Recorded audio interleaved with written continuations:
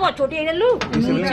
शिवलिंग मैंने चौड़ा ये मेन है। यहाँ देख वो मन्नो यहाँ वो मन्नो जाएगा वो मन्नो। फ्रीज मध्ये भोलेनाथ प्रकट झाल्याचा दावा करण्यात आलाय। या व्हिडिओ मध्ये पहा। देखो अमरनाथ की गुफा में बर्फ हो चुकी है, हमारे फ्रिज में प्रकट हो चुके हैं भोलेनाथ जी। देखो नगला भोजा खेरिया मोड़ नगला हो जाए। ठीक है, तो फ्रिज में अब भोलेनाथ प्रकट हुए हैं। देखो सब आ रहे हैं, दर्शन कर रहे हैं। फ्रीज मधील फ्रीजर मध्ये बर्फ जमा झालाय आणि हे शिवलिंग असल्याचा दावा करण्यात आलाय। हा व्हिडिओ आता व्हायरल झाल्यानंतर दर्शनासाठी अनेकांनी घरामध्ये गर्दी केली आहे। फ्रीज उघडून प्रत्येक जण दर्शन घेतोय। फ्रीज मध्ये बनलं बर्फाचं शिवलिंग।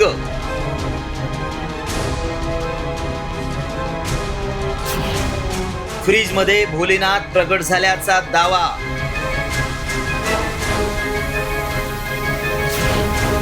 व्हायरल व्हिडिओ मागचं सत्य काय? हा व्हिडिओ आल्यानंतर अनेकांनी शेअर केलाय।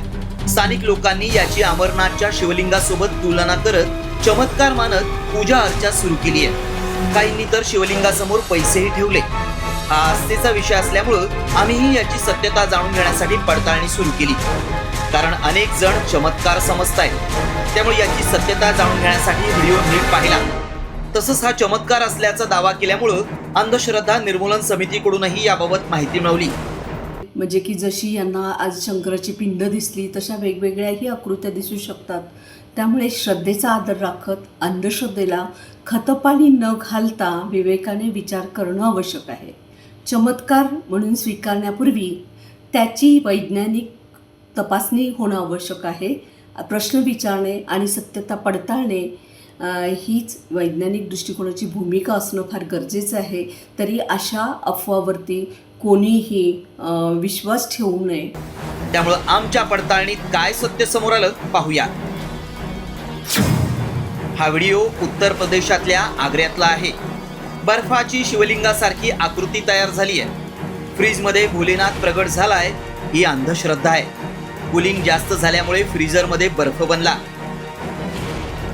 फ्रीज मध्ये शिवलिंग तयार झालं ही आस्था आहे, कोणताही चमत्कार झालेला नाही। फ्रीजरचं जास्त कूलिंग झाल्यामुळे हा बर्फ तयार झाला। तो शिवलिंगासारखा दिसत असल्यामुळे लोकांना वाटलं की भोलेनाथ प्रकट झाले। मात्र अशा अंधश्रद्धेला बळी पडू नका। अशी अफवा पसरवल्यास कारवाई होऊ शकते। आमच्या पडताळणीत फ्रीज मध्ये शिवलिंग बनल्याचा दावा असत्य ठरलाय। सचिन जाधव, साम टीव्ही न्यूज, पुणे।